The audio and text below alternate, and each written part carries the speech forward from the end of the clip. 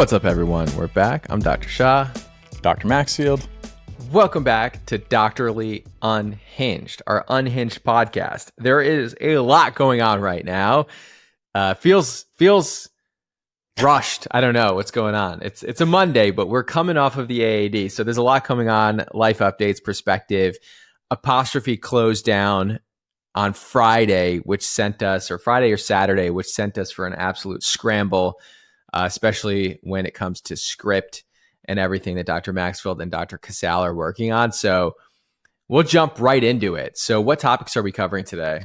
Yeah, so we'll talk about the Apostrophe shutdown. That was an abrupt change. We'll talk about some of my highlights, the takeaways from the AAD. I think there's actually a couple really notable things here when it comes to insurance, but also the future of medicine and the future dermatologists of the world. This was actually a very inspiring trip for me. I thoroughly enjoyed it. I stayed up past 9 p.m. multiple nights in a row, which sounds horrendous, but I actually enjoyed the mess out of it. So incredible trip. Dr. Maxwell said everything late, and I'm like, why are you here? I can't believe that you're here. Nobody understood how big of a deal was it that Dr. Maxfield made it out. In fact, the year prior, I threw an event that Dr. Maxfield just skipped, but this year he was at our event, which was an insane, absolutely incredible event. So we'll just jump in because I think it's all part of the life updates. Let's jump into Apostrophe first. So let me give you all a little bit of a background here. Apostrophe is a teledermatology platform. This is a platform where you can go onto the website, enter your information, send some photos, and you will be able to be seen by a dermatologist or another healthcare provider virtually, and then they send you the prescription through the mail. So this is tretinoin, spironolactone, tazarotene, so on and so forth. And so this was a relatively big company. It was acquired by Hims and Hers a few years prior for a pretty large sum of money.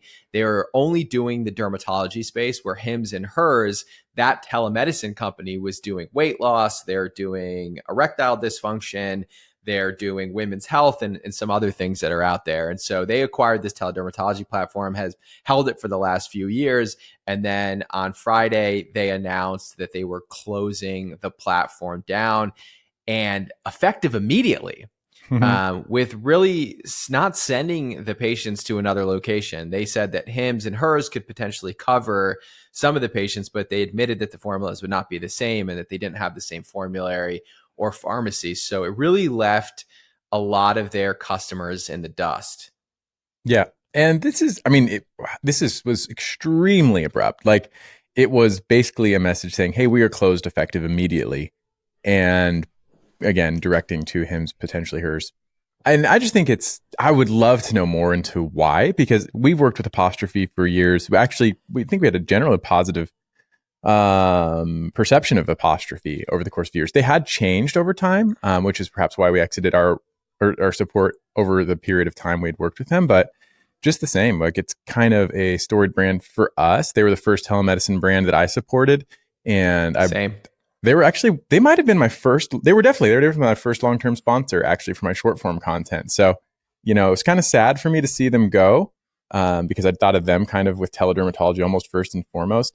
But I'd love to know the why, because I feel like they're doing successful. I mean, after I left Apostrophe's platform, they had a huge influx of derm influencers and other influencers. Like, they really put a lot behind Apostrophe, it seemed like, to grow it.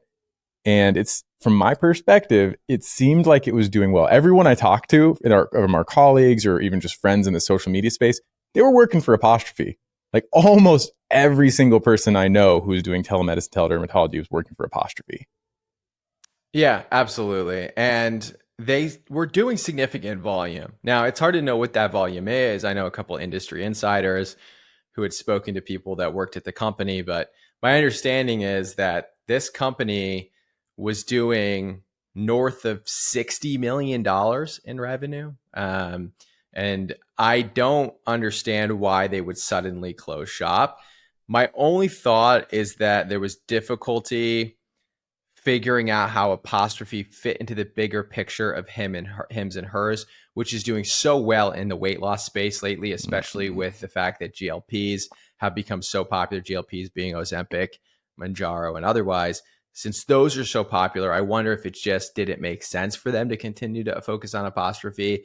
But I will say that overwhelmingly, the comments that I've seen on the post from Apostrophe and just the theme online right now is a lot of people are quite upset with this because they were getting their care. See, to me, this is the equivalent of what we had talked about on last episode, which is a hospital system essentially collapsing in many ways for people, right? And where do those people go who are receiving care? A lot of them are enrolled and subscribed to this platform, and they're getting repeated subscriptions, and they have acne or they have hyperpigmentation, and they're mid-treatment, and they already paid that initial consultation fee.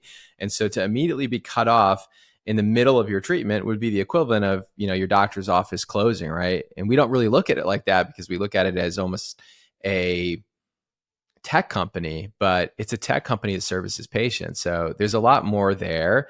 So I know over the weekend, Dr. Maxfield gets this news and he immediately scrambles with Script because Script only had maybe four or five different items on the website at the time, just a rosacea treatment, tazarotene, and different concentrations of tretinoin is my understanding.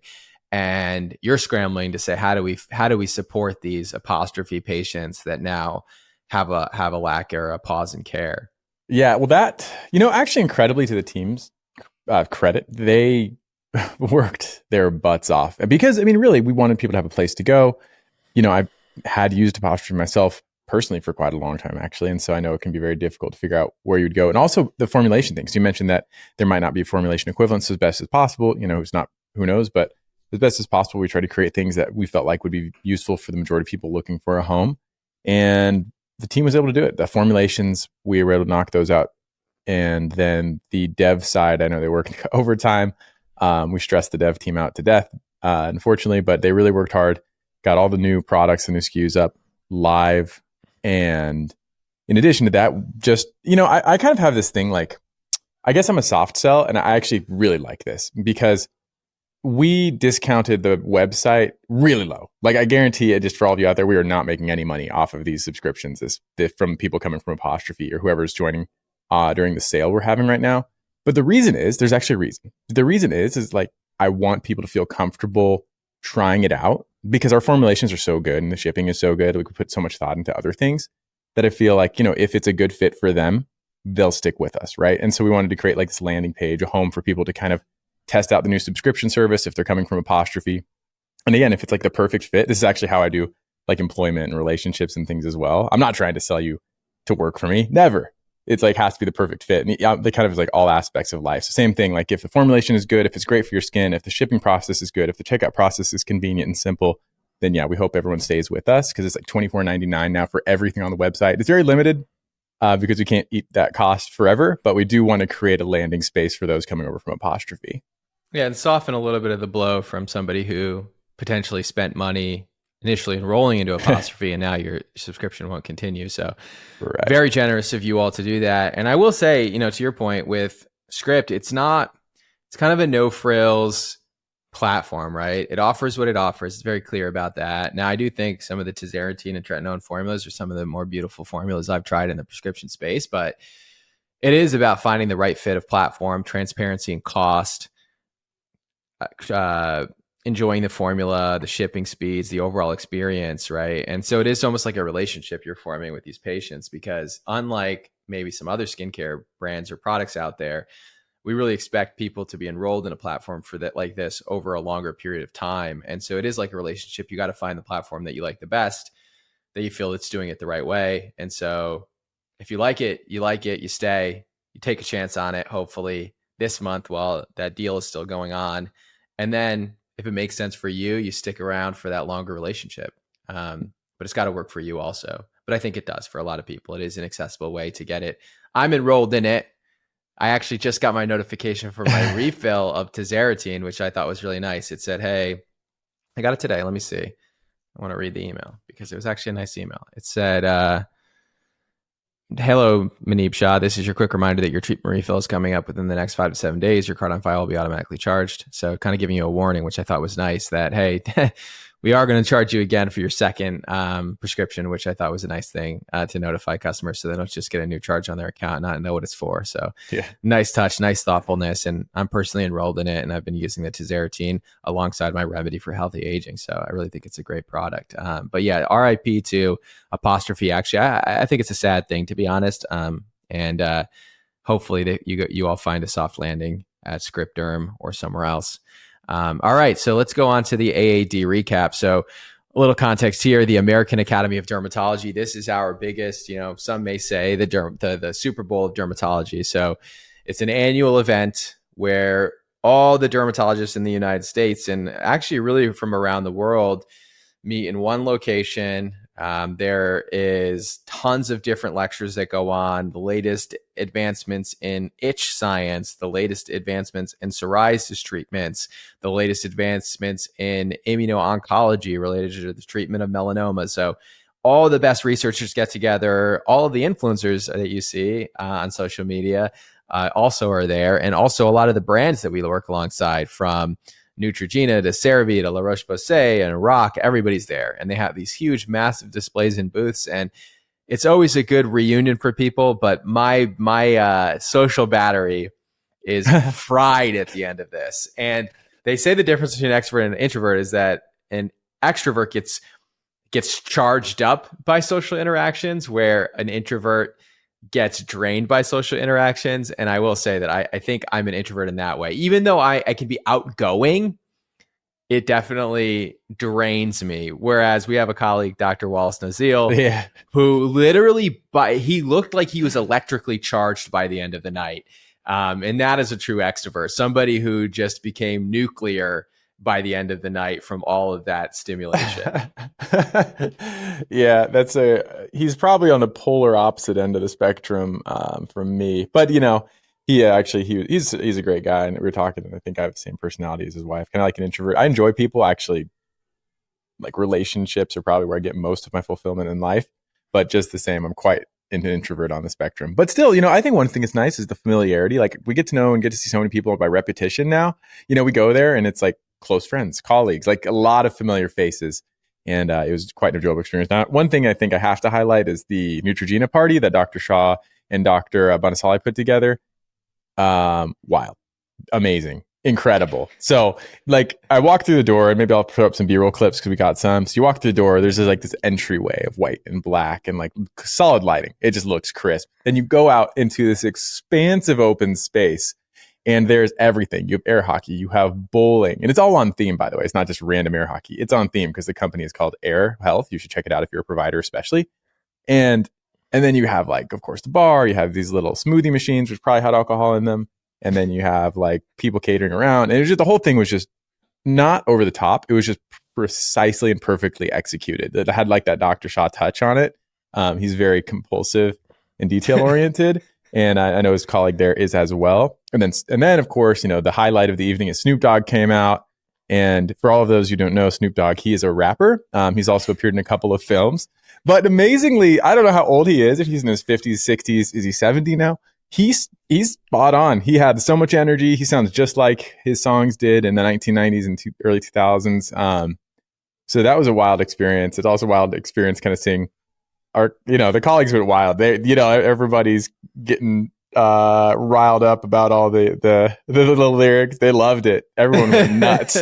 It's sort of interesting to hear a bunch of dermatologists sing the lyrics to a Snoop Dogg song pretty unabashedly, let's say. No, it was really a cool moment. Honestly, it was like one of those pinch me moments.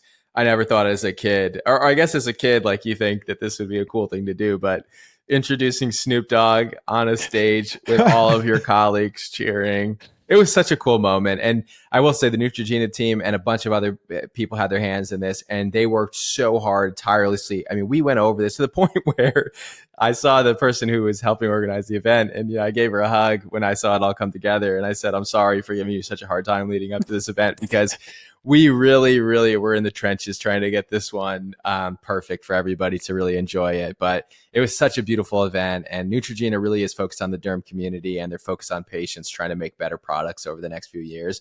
And the buy-in is from the very top down, and you really saw that in the execution of this party because they spared nothing. Every detail was accounted for. They even had a samosa station. So those, I mean, I put some posts on my Instagram account, but it's hard to capture how beautiful the night was and the vibe, and everybody who showed up, like Dr. Maxfield and our friends to support, was super cool, including the people who trained me. So it was really just a full circle moment, a really enjoyable moment. Anything else happened at the AAD for you? Yeah. So this is kind of like one of those things where you're sitting around the dinner table and you're like, what was your high today? What was your low today? And I'll start with the low because it was actually a common thing. I'm definitely going to make a short post about this on Instagram. And I'm going to get a little antagonistic, I think, with the healthcare system this year because I think the more doctors are vocal about this, hopefully the more attention it garners. And I probably need to be a part of that. So one thing that's happened since I own my practice is the number one frustration that patients have is the cost, the billing. And it's how their insurance works. Now, it doesn't mean that their frustration necessarily is with us. It ends up landing on us or on me. And it's always shocking because it's like, hey, why do I have a copay? Or, hey, why did I get charged? Well, you have a deductible. Well, I didn't know that. And it's like, over the course of this year, I've realized how, I mean, even to another degree, like how complex insurance is for people to try to navigate because they just don't understand it. People do not understand their insurance plans. And the antagonistic thing here, though, is the insurance companies are pitting patients against their doctors. And so here's the recurring theme that was reiterated to me by our colleagues this weekend. I thought I was the only one. I thought maybe we're doing something wrong, but I heard this time and time again from our colleagues at the AAD. Like the patients are upset because they have copays. They're upset because they have deductibles. They don't know they have copays or deductibles. And then they'll call their insurance company, and their insurance companies seem to be telling them, hey, your doctor didn't bill it right. And then we follow up call, of course, the insurance company, and they say to us something different. No, like it's billed correctly. This is what they are responsible for. And the amount of frustration I see from the patients that's being directed towards doctors or providers, and again, it's not just me. This is like a recurring theme I've heard about, is actually kind of wild. And I'm going to like get more details from these conversations before I really piece this together. But every time we follow up on one of these things, the insurance companies seem to say something. It's not just one insurance company, but in general, they're telling us something different than they're telling the patients, and it ends up pitting the patient against the doctor. And I think it's all, of course, in part to save money, but just it's a terrible system to navigate. And it's like really putting a strain on what is already a broken physician-patient relationship across all of the American healthcare system. Yeah, this has been a problem for a really long time. I don't know what the solve is for it. It seems like an institutional problem that maybe it starts off with people being aware of it first. And then if enough people are upset about it, we can bring the system down in a lot of ways. But there are so many hands in the pot that want the system to be this way, and so many special interests that want the system to continue to be this way, that the doctors and the physicians really need to band together to try to make this stop. And it's a universal theme across medicine. In fact, it's a lot of the reason why doctors in other specialties quit medicine altogether or switch to taking cash only. But it's a major problem, and we feel it throughout our entire specialty. Yeah, definitely. And so, yeah, I mean, I don't know. Obviously, there is no simple solution, but like I hear the frustration from the patient perspective. Unfortunately, I think they're being pushed in the wrong direction. I hear the frustration from my doctor colleagues, and again, I was shocked. This is like the number one complaint that the doctors who own their own practices had. They're all feeling the same thing. But yeah. Anyway, we'll put that out there into the universe. Now, on an uplifting note, we had the privilege, I know you did as well, of meeting so many young and upcoming dermatologists and doctors, med students, residents. You were the highlight of my conference. The amount of energy coming out of these people who are going to be your future doctors is incredible. And it's not just the starry-eyed, I want to help people thing, which is great. That should be the ideal foundation upon which your doctor builds upon. But these people have plans. Like the amount of people who, we're very appreciative, thankful for us and like the positive conversations that we had, but also the directions that they wanted to go specifically. I was blown away. Some people have incredible, like innovative ideas of how they want to impact medicine, how to translate medicine through technology, how to improve communication from doctors through technology to patients. Like they had a very clear focus and they were hustling. And I think that's the kind of energy it's going to take to make a difference, because the system is so strong, it's going to take a lot of innovation and forward thinkers, especially among our colleagues, to really bring about something that will be helpful, not only one-on-one with the patients on the day-to-day, but also at scale. So I came away actually super optimistic, in a sense, from our medical student and resident colleagues. They crushed it, and I'm super excited for them. Yeah, absolutely. The residents and the med students that I interacted with are always the highlight for me. I love the energy, the enthusiasm, the non-jaded approach to medicine, and always super appreciative that you all have enjoyed our content. I think of all the content I made, TikTok, Instagram, YouTube, etc., the healthcare providers, PAs, NPs, residents, other board certified dermatologists always say that they watch our YouTube content first, or the podcast, interestingly enough. And we really appreciate that. It means a lot, your trust, especially amongst colleagues, to trust our content, share it with your patients. In fact, several people came up to me, and I was really surprised by this because there's just no way for me to ever know this. If a colleague shares Remedy on social media, I see it, right? They tag me, they tag Remedy, I see it. Very appreciative of that. But the amount of people who do not have social media who came up to me to tell me that they're recommending Remedy to their patients, or that Remedy, listen to this, I was blown away by. Okay, listen to this one. Somebody saw me carrying Remedy with me and said, "Oh, where'd you get that?" And I'm like, "Remedy is my brand." And she said, "No way, Remedy is your brand?" I'm like, "Yeah, Remedy is my brand." She said, "You wouldn't believe this. It's part of our macros when we recommend products for different skin conditions, that if we type in this problem, it auto-populates Remedy as a recommendation to our patients." And I didn't even realize that it was your brand. So, Wow. I mean, it means a lot to have the trust from other physicians who really understand the products, and other providers who really understand skincare to be recommending our, and that was a super humbling moment for me. I mean, overall, it was just a phenomenal thing. I can't even explain to you how many amazing things happened at this AAD, meeting these incredible residents, young people who are going to change the field of dermatology, are going to change the future.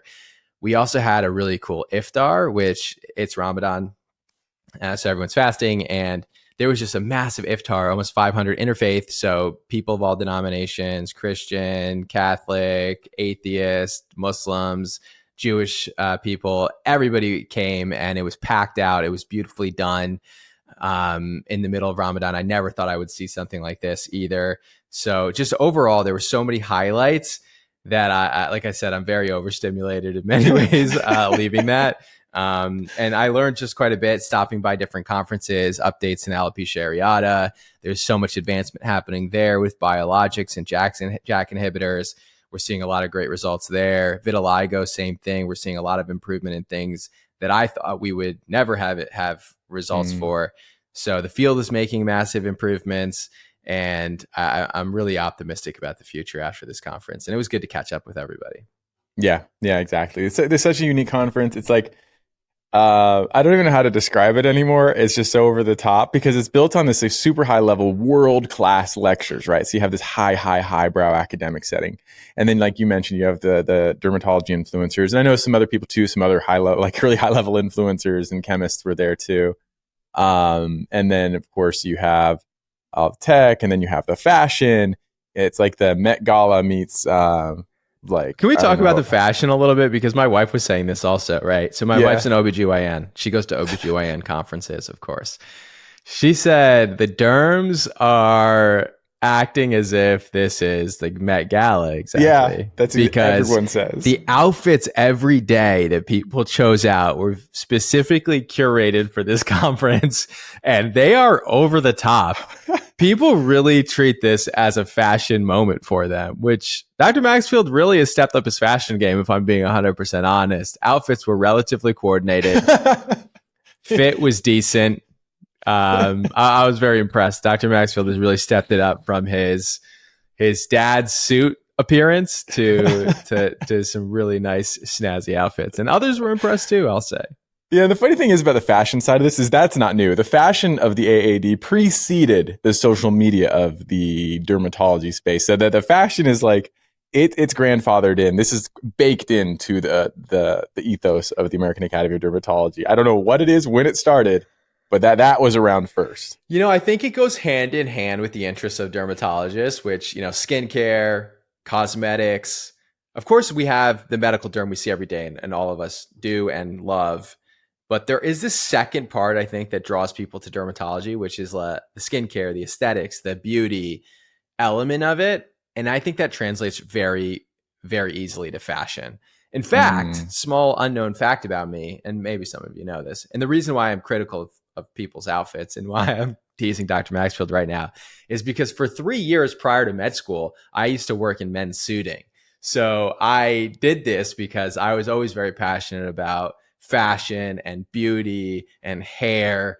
And I never thought that could be part of my career where I could meld these two worlds together, where what I did as a career as a doctor would ever fit into what my passions were. But beauty and fashion and hair, those were all always my passions prior to medical school.